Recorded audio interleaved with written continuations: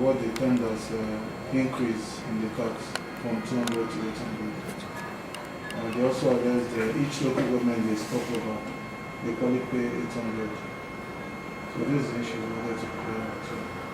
Okay, as you're probably aware, in the last 6 or so months, we have actually embarked on the implementation of a cashless or cash-light revenue collection and reporting process using electronic platforms. So as far as that process is concerned, we decided to launch a pilot, initially collecting the 200 naira, which is prescribed by the schedule of rates, fees and charges as far as local governments are concerned.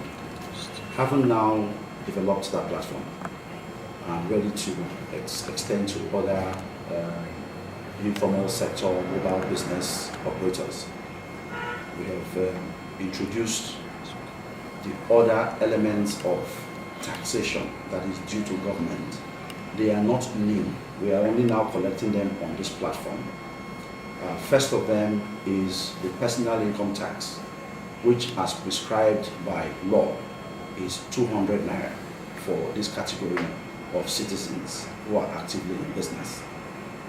And then, since the pronouncement of government that the unions can no longer operate in the old fashion in which they operated, we will now collect the union dues and hand that over to the unions using our platforms. And therefore, you have the 200 naira levy to the local government. You have the presumptive tax, which is personal income tax due to a state government collected by the EIRS.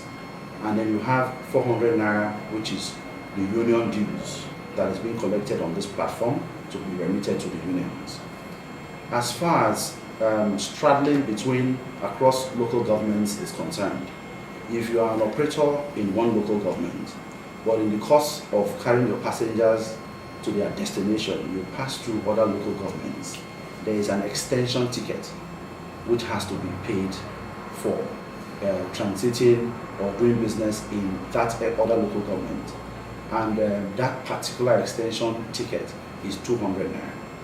So at the maximum, an operator will pay 1,000 naira if he goes outside of his local government to an extra local government. But we know that there are some buses who operate across 3 local governments, and therefore you have the 800 naira, which is the standard fee, an extension to 2 additional local governments, which would attract 200 naira apiece. All right, thanks.